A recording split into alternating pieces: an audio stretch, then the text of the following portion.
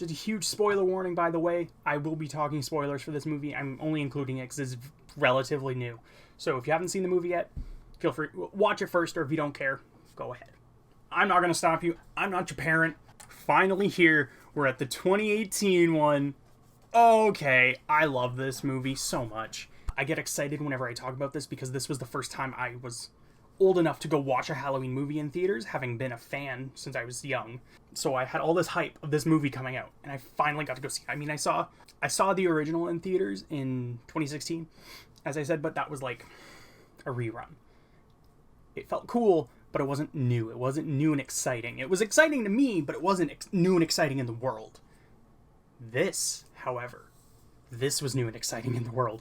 This was the comeback for Halloween. I mean, Rob Zombie killed it in 2009, and now we have David Gordon Green. Yep. I think he nailed this movie. Jamie Lee Curtis returns to her iconic role as Laurie Strode, who comes to her final confrontation with Michael Myers. Halloween Kills disagrees. The masked figure who has haunted her since she narrowly escaped his killing spree on Halloween night 4 decades ago. Master of Horror John Carpenter joins forces with David Gordon Green and producer Jason Blum for this follow-up to Carpenter's 1978 classic. I remember going to the theater, listening to the soundtrack, because we live in an age where the soundtrack's released the same day as the movie, and I think I went to a 10 a.m. showing. So I was going to the theater at 10:30 a.m., and I was listening to Halloween Triumphant, my favorite song in the whole series. I love that rendition of the theme. It is so good. This movie I can just gush about. It is nearly perfect to me in most ways. There's one very glaring issue that I hate, but I'll get to that later.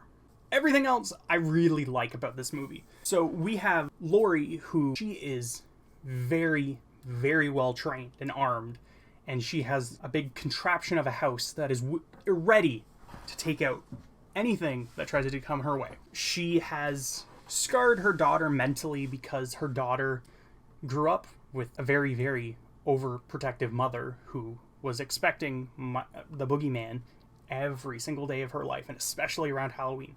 So her young little daughter got trained and her childhood taken away from her. So her daughter Karen resents Laurie because of the messed up childhood she gave her, and she does not believe her mother in the slightest. She thinks she is nuts. That also affects Laurie's granddaughter Allison.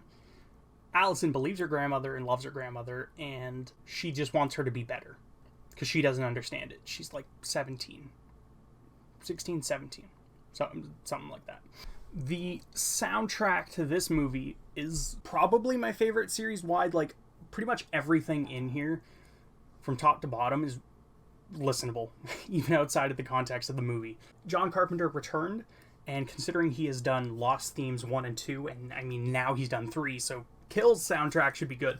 But John Carpenter has done more music since the originals that he did. It sounds like a very full soundtrack top to bottom. We have Allison's friends. There's her boyfriend who's Lonnie's son from the original. Lonnie you might remember as one of the kids that was bullying Tommy, who Laurie was babysitting. And then he tries to go into the Michael Myers house, and Loomis is like, "Hey, Lonnie, get out of here." In this movie, we have a couple of people who run a serial killer podcast that want to interview Laurie, but they don't get very far. They're out a couple $100 to interview Laurie, and they kind of get killed for their trouble. When he gets his jumpsuit, dude goes to the podcaster and is just like, "You order some teeth?" He doesn't say that, but I mean, I imagine he does. He just drops the teeth into the woman's stall. What the heck? So Michael took the time to individually take the teeth out of this poor mechanic who, I guess, just fit Michael's size. When Michael does return, he kills a kid and his father. It tells you right off the bat, Michael no longer has that code of kids are safe. Because there has been times before where it's like, it's just Jamie he's after. Like in 4 and 5. Not so much anymore. Anyone and everyone on his path are goners. They have a wonderful shot about the middle of the movie where it's Halloween night and Michael's back in Haddonfield, and it's this long shot following him on a street. I love that shot so much. I'm a sucker for long shots. For the unmasked scenes, they have the original Michael Myers come back, so, I mean, that's really cool. It's prom for Allison, who's Laurie's granddaughter, and she notices her boyfriend cheating. So she storms off with their friend, like her and her boyfriend's friend, where that friend professes his love in somebody's random backyard. So she storms off again. So now, poor Allison, who had her phone dumped in pudding. So Allison's no phone, no friends right now, and Michael's on the loose. And her friend, Oscar, he's in the backyard with motion lights, and he thinks it's some old man, but it's not. It's Michael, and every time the lights go on, he's closer. It's such a good scene as well. Like, this movie, I love it.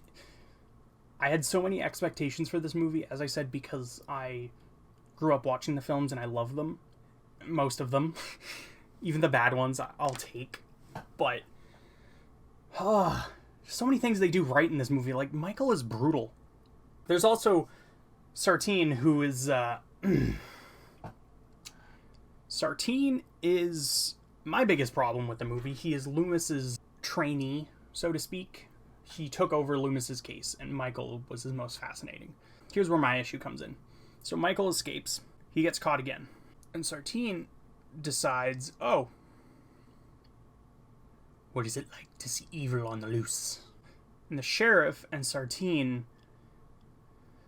and now Allison all run over Michael because they see him. They go over, they think he's dead. Sartine stabs the sheriff and takes the mask, puts it on, and then he lifts Michael with like almost a broken arm into the car beside Allison. I think this part's dumb, where the doctor's like, I wanted to know what it was like for him to kill. Ooh, I wanted to see it live, to study it live. Like, dude, come on. I'm sure there's easier ways to go about this. Google, movies.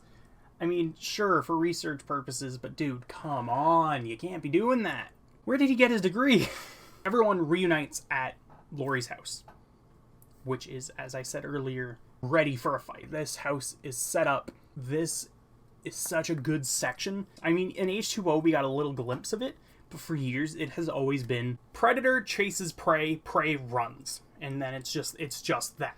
In this, when Michael gets to the house, it's a fight. Like, it is an equal fight, and I love this section so much. It's just, the equal fight is so cool. You have Laurie, who's like, she's checking a room with a shotgun, and then she's like, not in here? Cool. She hits a switch, locked off. Michael cannot go in that room. She's checked it. It is safe. It's fine. She locks like 4 rooms before she's like, okay. She keeps blocking him off from hiding into spots. She checks it, closes it, onto the next room. She finds him in a room with mannequins. Michael grabs her and throws her out a window. Michael hears a noise coming from the daughter, Karen, looks away, looks back, and Laurie's gone. Just like him in the original. So now we have that. Now Michael's going downstairs, and Karen's all like, I can't do it, Mom. I can't do this. It's too much for me. And then Michael steps in, and she stops. She was acting. So she's like, gotcha. Boom! Shoots him. Laurie hits him, and he falls down the steps. They fight Michael back, and I love that. That's my favorite part about this movie, is that Michael is very dangerous, but Laurie is just as dangerous. So then they all come up from the basement, and she locks that as well. Michael's just kind of staring. There's a little bit of a tussle, but Michael's just standing looking. Like a kid throwing a tantrum because he's lost. And she sets the house on fire.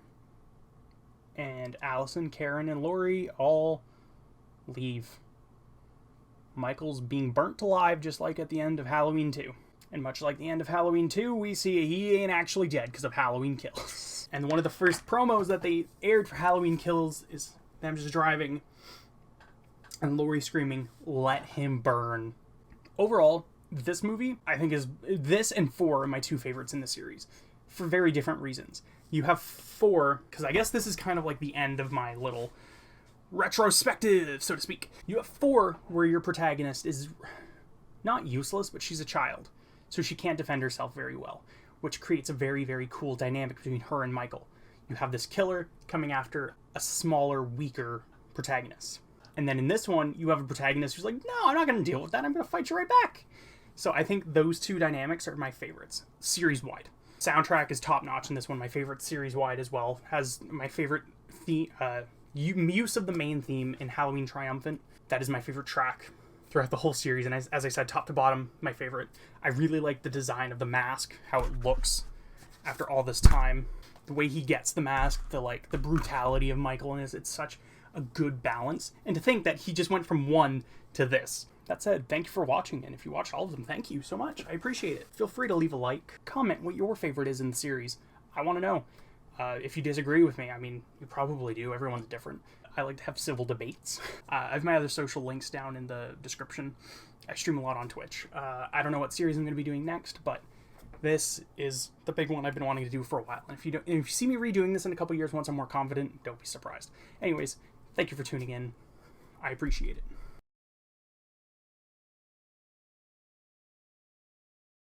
Pudding. Let's say it's pudding, because pudding's fun to say.